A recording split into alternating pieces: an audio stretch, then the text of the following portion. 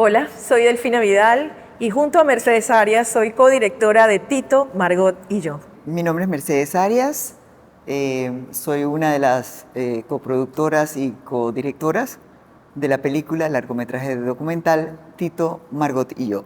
Yo creo que estamos, Mercedes y yo, felices de estar en esta 11ª edición del festival, un festival que ha venido abriéndose camino en la industria cinematográfica panameña y siendo esa plataforma para todos los productores, directores y toda la industria cinematográfica panameña. Y yo añado, además de felices honradas, de ser escogida nuestra película para la gala de clausura de este 11º festival. Claro, el festival para nosotras es especial, justamente porque aquí hicimos nuestro primer estreno en Caja 25.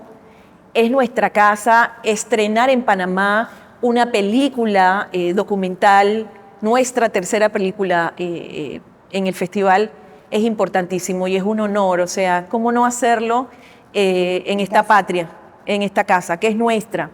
A este público internacional que llega, pero también al público nacional. Este es nuestro estreno mundial, lo hacemos en nuestro festival como debe ser. Es auténtico, es nuestro, es panameño. Es una vitrina increíble, un espaldarazo a que crean en el trabajo que uno ha hecho, un trabajo que nos ha llevado muchos años, casi 5, con una pandemia de por medio, donde tuvimos que reinventarnos y los planes A iban por aquí, los B por acá, y terminamos con el plan D, el plan de Dios, y las cosas se fueron dando como se tenían que dar, y estamos muy agradecidas por esta gran oportunidad.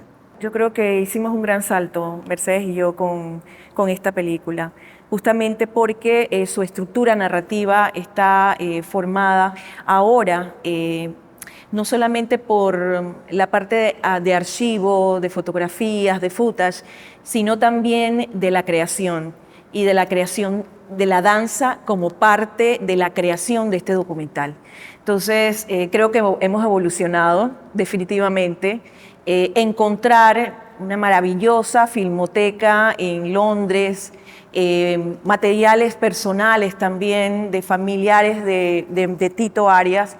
Mercedes es sobrina de Tito, así que esto es un documental de autor también y es lo que vamos a ver durante este festival. Y nos hemos hecho de muchas licencias creativas, como ya dice un documental de autor, licencias poéticas, licencias creativas, para poder contar la historia como quisimos y a donde quisimos llevarla. El doctor Ricardo Ríos, el escritor panameño que ya no está con nosotros, en el 2016 nos dio la gran idea de hacer este documental.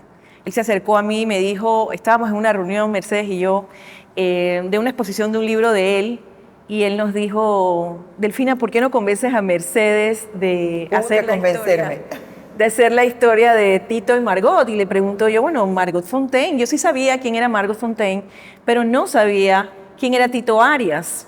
Y él me dijo, es el tío de Mercedes.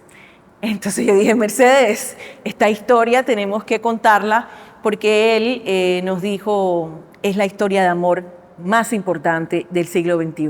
O sea, no fue fácil tampoco construirla porque tuvimos que aprender sobre el derecho de autor, aprender sobre el manejo del material de archivo para muchas veces también apropiarnos de algunos materiales, y yo creo que eso nos hace también potencializar aún más la historia en cuanto a su estructura dramática, ¿no?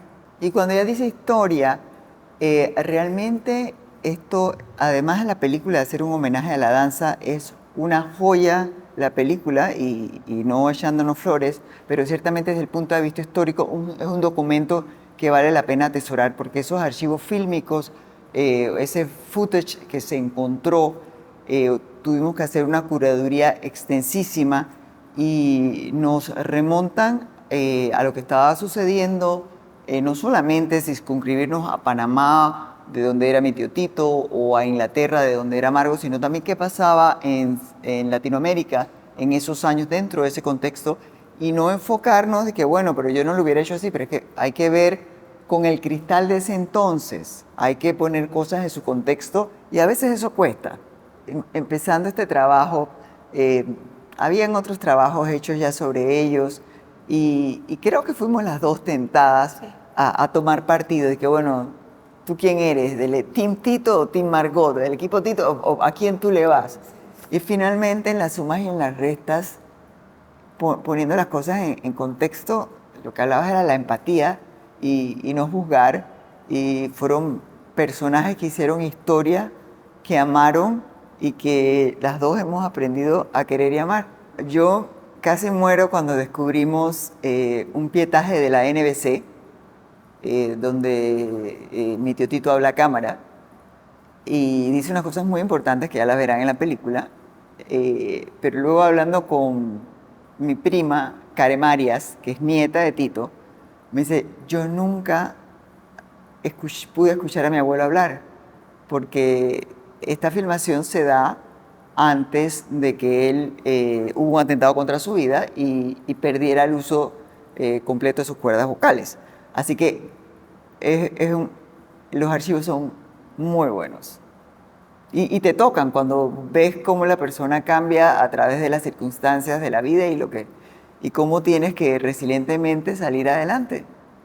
Margot Fonteyn fue la primera dama del ballet británico, pero la primera dama del ballet del mundo, casada con un panameño que decide finalmente morir en Panamá. Y esto es como un spoiler, ¿no? Pero cuando tú ves a esta gran figura mundial decidir quedar sus restos en Panamá, tú sientes de alguna manera que ella estaba conectada con este país. Entonces lo que creo que vamos a esperar del público es que honren esa memoria de Margot, que no solamente fue la bailarina para el mundo, sino también para el Ballet Nacional de Panamá. Ella becó a las primeras bailarinas panameñas, incluso a la directora hoy del Ballet Nacional de Panamá. Y justamente esta película trata también de honrar esa memoria a través de lo que Mercedes también ha llamado los performances, que es la parte artística y ese homenaje artístico que queremos hacer y que hemos hecho en este documental.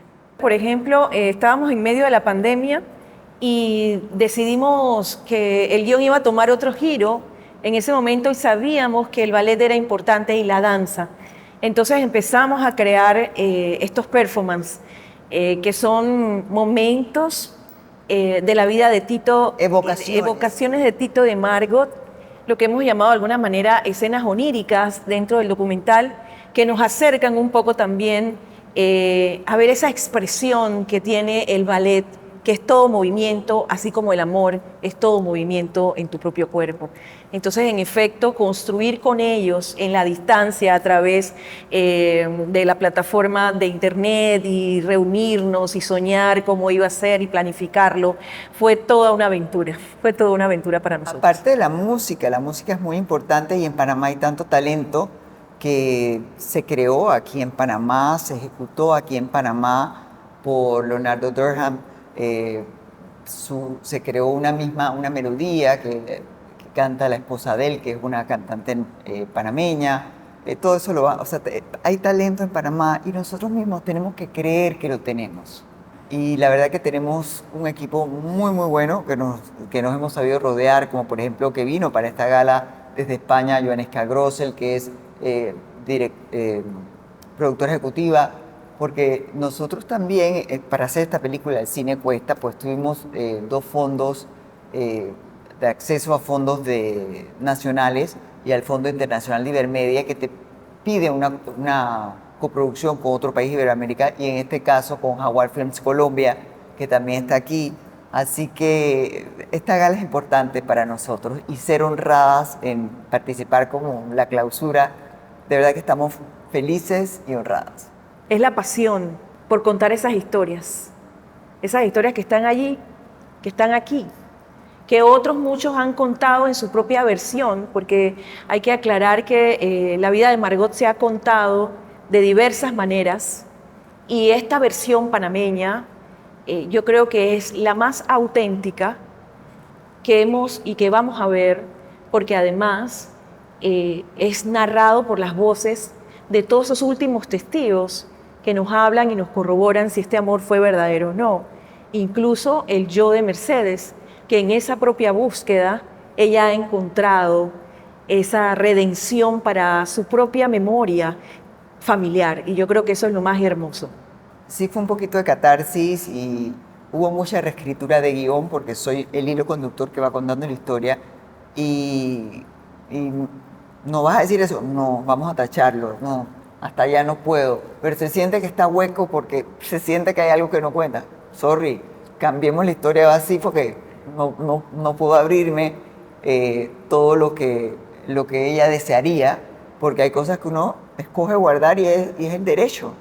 Entonces, sí, eso creo que si contesta tu pregunta, hubo que reescribir y decidir. Y cómo logró convencerme, pues ciertamente estábamos en Excedra un día en la presentación de un libro del profesor Ríos, que en paz descanse, y le dice a ella que me convenza y yo no quería hacerlo porque sentía que era un poco como traicionar a mi familia, porque lo que yo conocía de mi tío Tito era solamente a través de la fama que se había hecho. De hecho, hay un libro de Richard Coster que se llama The Prince, la trilogía de las tinieblas. Es una novela, pero se basa en él como el hijo del presidente Kiki. Está totalmente basado, pues te lo dice Richard, pero que lo escribió antes de conocer a Tito en persona.